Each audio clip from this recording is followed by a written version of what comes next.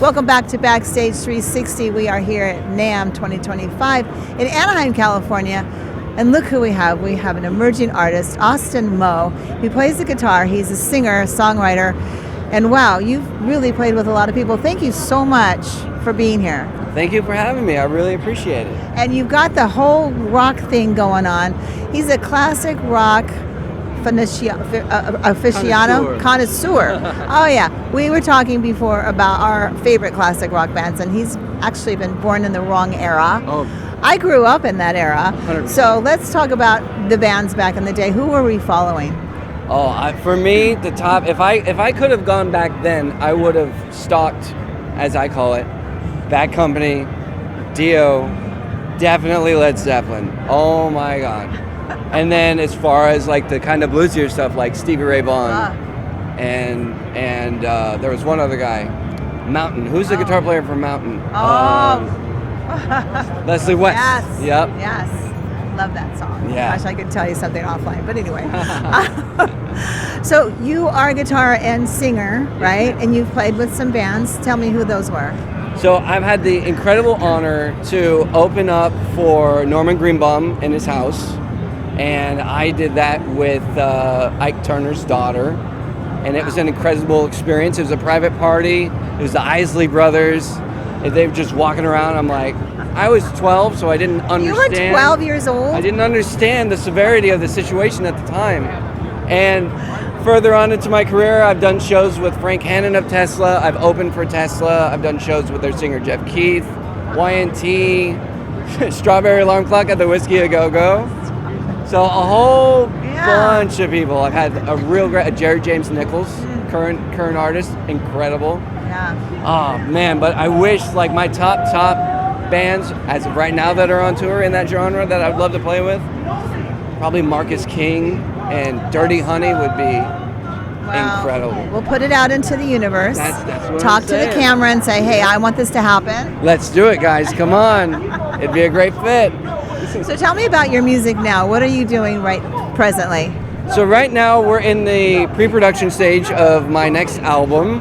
I got a deal in Boston with Joe Merrick of Guilty Dog Productions and Studios. He is the sound that I've been searching for, and I don't say this with any like hyperbole or anything. The way that I can attribute it is the sound of the single Perry Mason by Ozzy Osbourne was what I was searching for, and the minute that I found this guy, I was in love. Within a month of contacting him, we flew out to Boston from California, and we recorded my last EP. It's insane. Okay. And then where can people find all of your music? You can find all of my music and all my social media at austinmo.com. That's AUSTINMO.com. Okay. And so the future, what's the future for Austin Moe? What are you doing next? I would love to be able to get onto a upcoming tour as a support artist, as a lot of bands do. But currently, my more immediate future is finishing these songs in pre-production and going back into the studio, and then we'll see what happens. Okay, and people can get a hold of you at social media if they want to hire you to be one of these opening bands? Yeah, Facebook, Instagram, AustinMo_official. There'll be a picture of me, and that's how they'll find me. All right, take a look at this face. Go to austinmo.com. Check out his music, and thank you so much. Thank you guys. All right, I really much appreciate success it. to you. Thank you so much. All right, thank you so much for watching Backstage 360. Don't go away. We got more interviews coming up.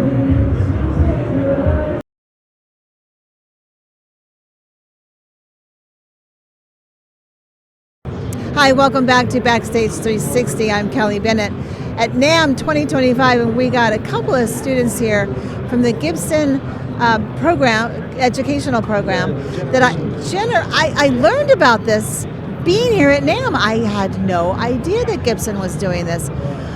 I need to know a little bit about what this program is all about and how in the heck are you, just tell us about the program. Yeah, so the Gibson Generation Group is a 2-year mentorship and endorsement program run by Gibson to develop the next generation of artists and guitar players all around the world. So every 2 years, Gibson selects a roster between like 10 and 15 kids from tons of different countries all around the world, and we have one-on-one mentorship sessions with everybody on Zoom like every month, and we're learning tons about the music industry, and Gibson is offering tons and tons of opportunities for performing and social media outreach opportunities and networking and tons of different events like that.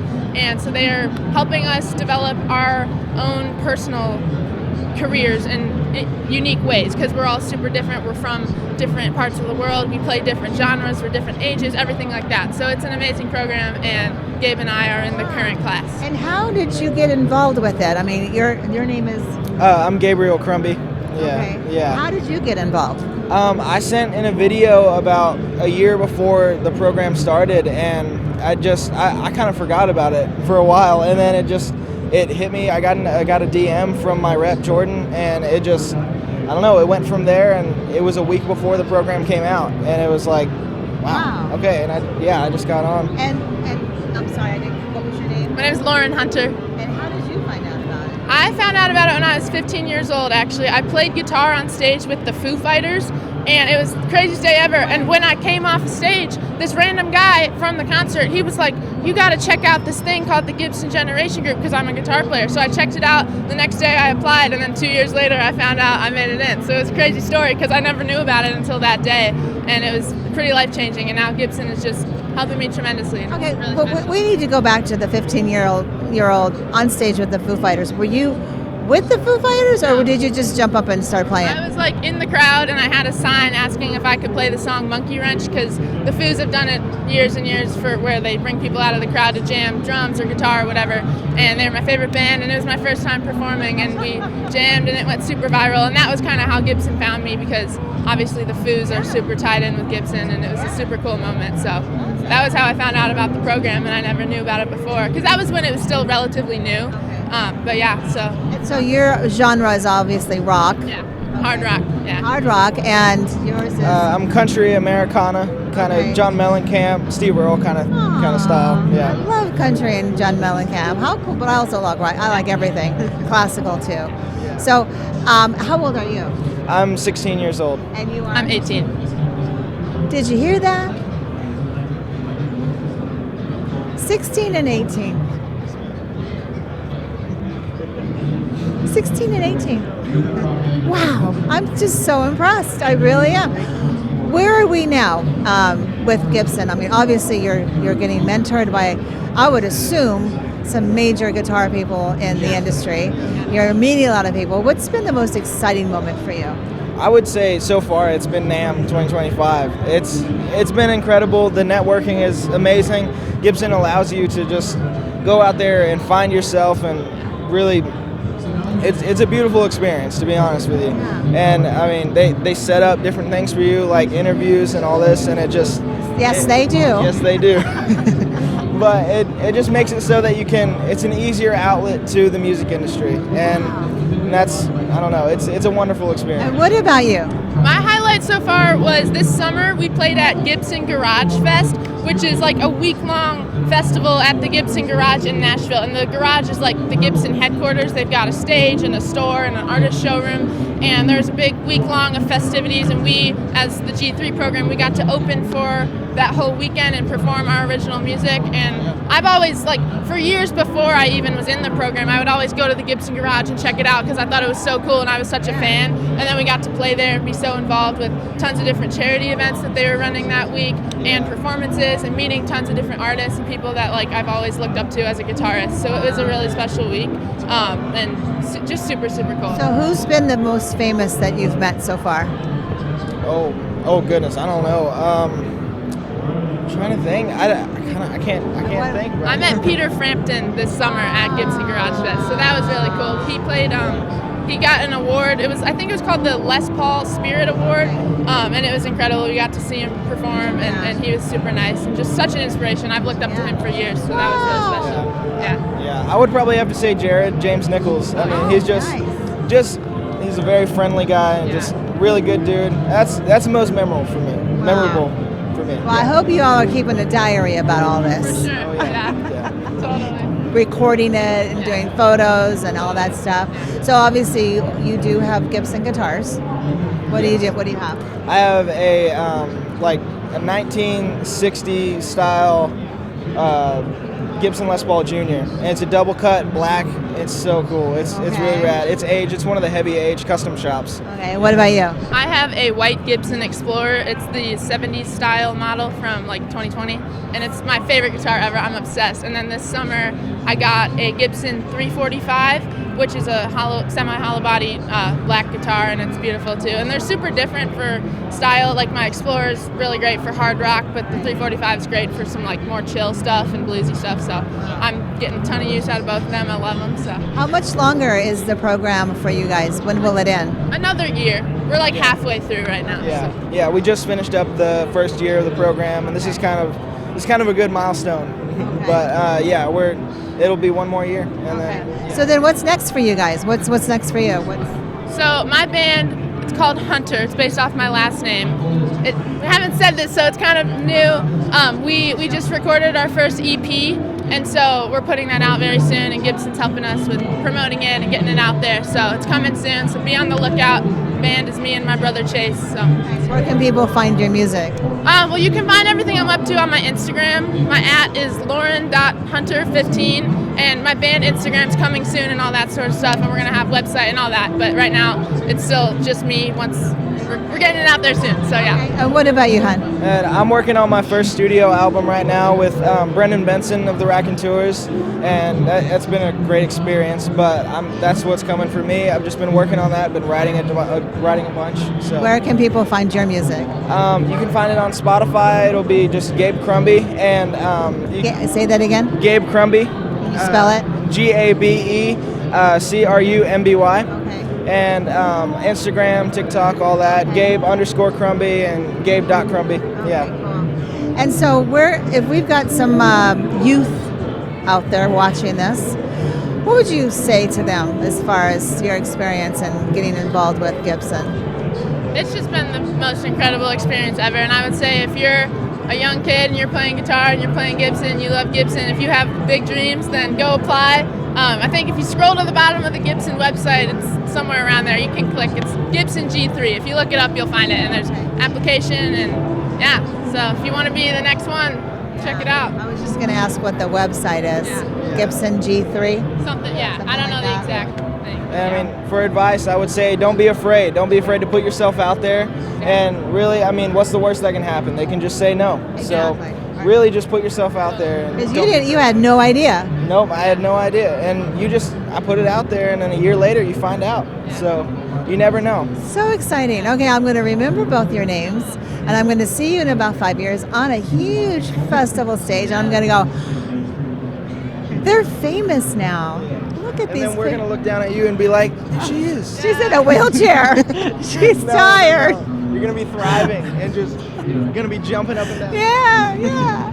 Thank you so much for coming by. It was so exciting to learn more about what Gibson is doing, and thank Gibson for me, because if it wasn't for the happenstance of sitting next to the woman that was representing them, we just got the conversation going, and I learned about it. I'm like, I got to talk to them. It's such an amazing program, especially for youth and for our future of music. I love that. Absolutely love it. And thank you for watching. We've got more interviews coming up, so please don't go away.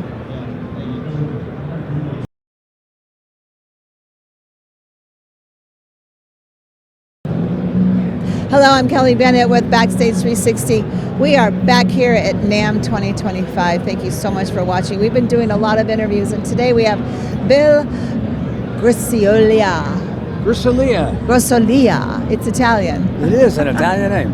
Grisolia. Little city in Italy. You are a band leader, you're a piano player, a singer, a songwriter, and you've been doing this for quite some time. Let's start back in the day. I want piano music, or that harp. Let's go back to when you first started. I know it was a bit ago. How did you get started in music? Well, I had started performing in grade school and got involved in school and singing, and eventually I did my first performance overseas. I say my first professional because I got paid for that. Yeah. And eventually I decided to dedicate my life to music. Okay, so overseas, where overseas? In Valencia, Spain. at Tres Triste Tigres. Okay. That's a tongue twister. And how did you get that gig? Well, I was over there studying, and while I was there, I had traveled with another student, and he was a flute player, and he brought a flute, and so we teamed up, and it was great. And what I realized about that was that I was singing in English. I was doing my patter in Spanish, but I realized then that my English singing and piano playing was accessible to that Spanish audience. Wow, okay. And so then you came back and you said around the age of 27 is when you really got going. Yes, that's when I really began to dedicate myself full-time, realizing that I had an opportunity. I had moved to California, to Los Angeles, completed a degree at UCLA, and through that process I finally came to the understanding that yes, I did have something to offer. Okay, and so your genre of music at that time was what?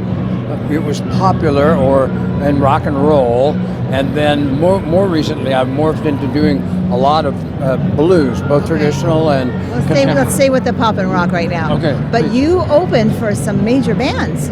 Sure, on the pop side, I've opened for people like Dionne Warwick and Burt Bacharach and Johnny Mathis and a ton of pop legends, as well as on the rock side too. That's amazing. And you were just playing piano and singing? Playing piano and singing and leading bands too. We gust up every once in a while. There were a big band of like 9, but it's generally a core of 4. You know, I like to have the drums and bass, the rhythm section, and then I've had the privilege of working with some really excellent guitarists. Wow, like who? Well, last night I got to go to the Vibrato Jazz Grill and watch Charles Julian Fearing play with the Calloway Brothers. Unbelievable night, unbelievable hits. And Charles, well, I call him Julian, he has 250 gold or platinum records, mostly as a guitarist, also as a producer and arranger, so I'm really blessed. Oh my gosh, that's amazing. So let's talk about present day. You kind of geared away from the pop rock, and now you're doing blues, right? And we were looking at the Long Beach Blues Society. That is something that's pretty big in your world, right? It is big in my world. I founded the Blues Society. I incorporated it here in California, and then with the federal government got a 501c3, so it's a non-profit entity. And we've raised about $500,000 in 10 years, which we give in honorariums to musicians and technical folks to help make concerts and other musical events happen. We have a few major programs: Blues in the Schools, Blues for Seniors, Blues for Vets. What we call Blues for All is our catch-all for our community concerts that we do. And in addition, then we started, it was actually an outgrowth of a festival that I own called the New Blues Festival. Nice. And you've got something coming up, the New Blues Festival. Well, we do. We have a potential to return to Huntington Beach, where we've done one before for Memorial Day, so keep posted, keep on that one. And then we have August 22nd and 24th permitted with the City of Long Beach. Fabulous venue called the Shoreline Aquatic Park, which is on the waterfront. Nice. It's a peninsula. It's beautiful. It's right by the Aquarium of the Pacific. Sweet. We've done one other one there. We've done a total of 8 in 3 cities since 2014, so in the past decade. So you must be familiar with all of the blues bands that are in Southern California and probably nationwide, correct? Well, I'd like to think I keep my finger on the pulse, but the truth is that it's a very wide field. Yeah. But I just got back from playing a couple of shows in London. Oh my! And I ran into this guy, the 16-year-old guitar phenom by the name of Reese John Stigall. That guy's phenomenal. He's today in Chicago, and I'm hoping to bring him to Southern California. That's sweet. I mean, I remember seeing so many blues players back in the day before they were like Joe Bonamassa.